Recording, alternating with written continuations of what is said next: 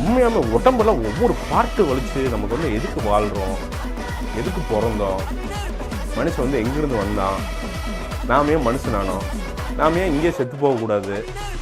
நாம் எதுக்கு வீட்டுக்கு போகிறோம், நம்ம கம்மன் இங்கே படுத்துடலாமா, கூட்டமாக வந்து எதிர்த்து போகணுமே, இப்படி என்னென்னமோ தோணுதுங்க. இந்த அளவுக்கு